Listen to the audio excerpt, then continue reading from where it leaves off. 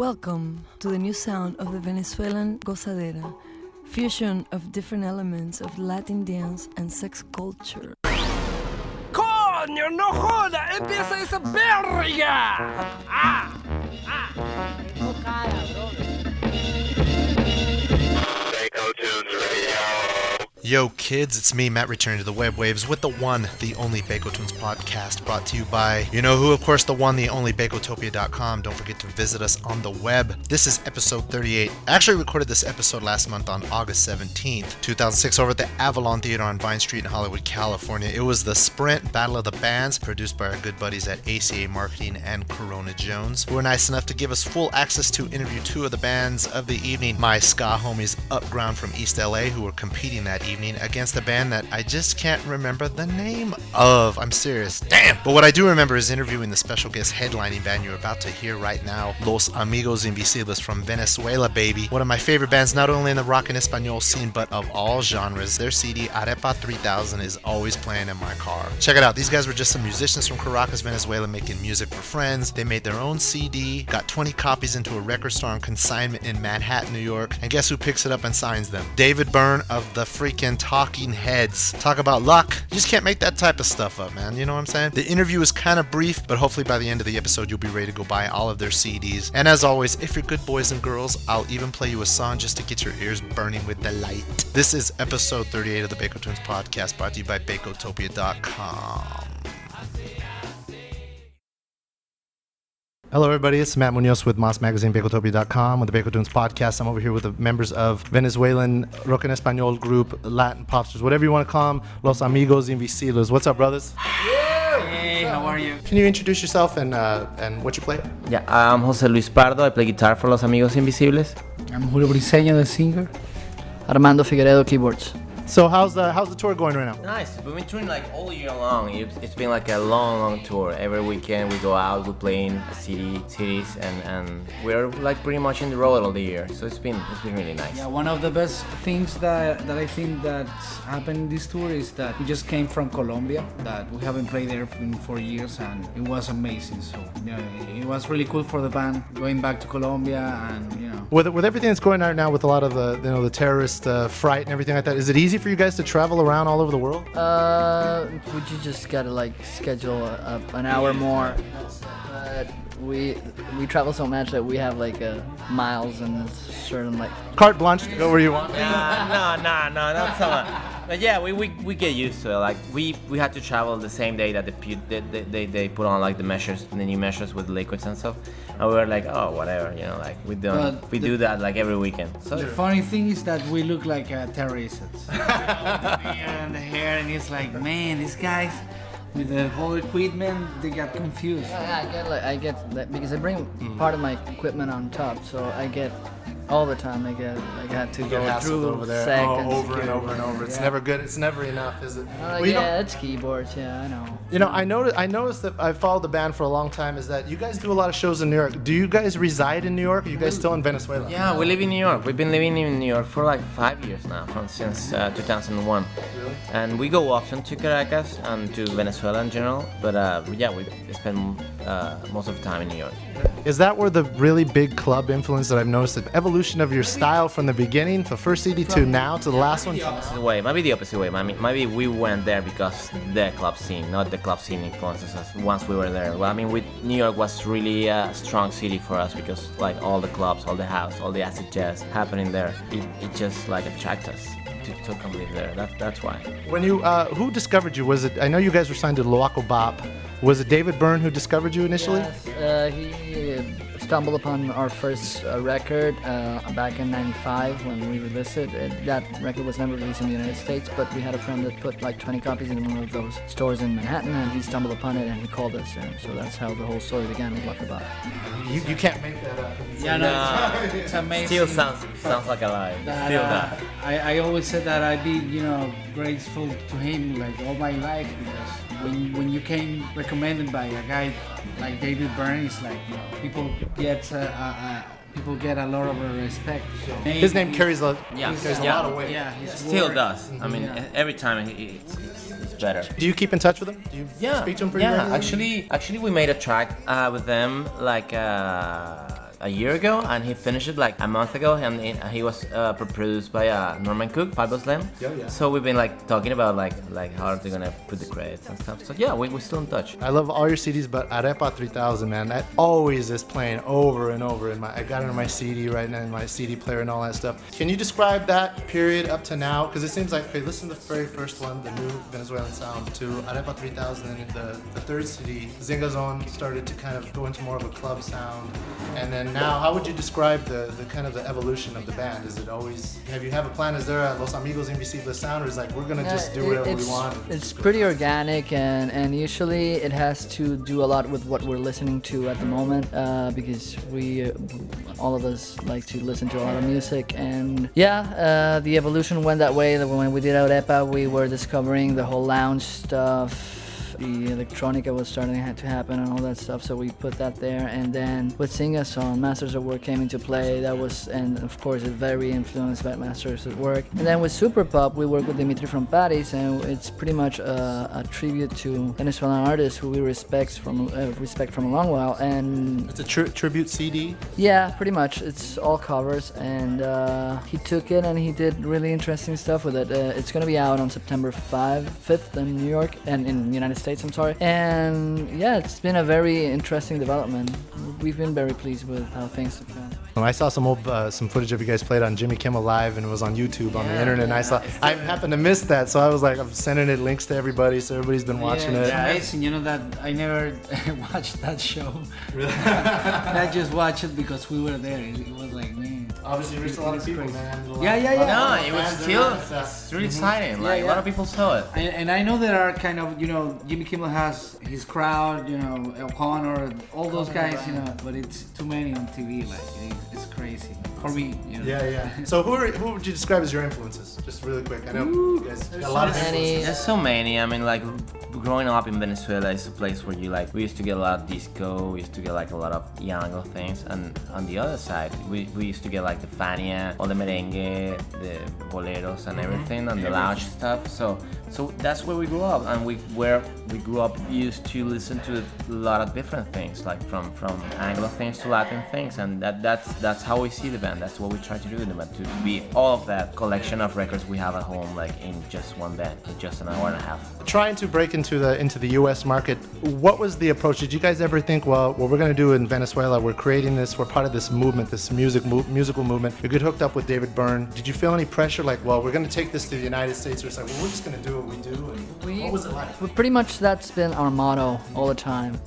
We want to do what we feel like we need to do. And allow people to naturally gravitate towards the band. Yes. So these are the real fans. There's a lot of stuff that people says to you that you don't want to apply at that time, but you learn with the years that might work. I mean, yeah. We were wrong, but if we were wrong, we were happy. That's good. Yeah, but and maybe, you know, when you see like some other artists live in the United States, you know, the way they live is like getting a record out, touring, you know, doing press. So we're doing almost the same that every musician is doing on the road. I read somewhere that did you guys recently open up for Los Lonely Boys? Yeah. I just interviewed Henry Garza. They're going to have Kinky open up for him in Fresno. Wow. So it's really cool for that they've actually taken it upon themselves to bring bands like Rock en Español band. You know, I say Rock en Español, but you know, it's kind of such a broad term, you know. Yeah, it is. Yeah, it's always positive, you know, like every time you have the chance to play with a bigger crowd than what you have, or even a different crowd of what you have,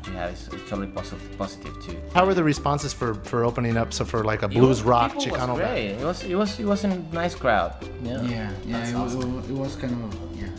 Right on, brothers. Well, the CD's coming out September 5th in the United States, and the name of the CD is Superpop Venezuela. And get out and get it. If you haven't heard of Los Amigos Invisibles, what are the websites that you can find the band on? Actually, you can amigosinvisibles.com, and you can get the CD there on pre-release. So please do, and other stuff, nice stuff too. Right on. Thank you so much for taking the time, and I look forward to the show tonight. Thank you, brothers. All right, thanks for coming. Thank you. Like I promised, if you made it right here, it's time to get your just reward. This is Los Amigos Invisibles with Uchi Cuchi off of their CD Arepa 3000.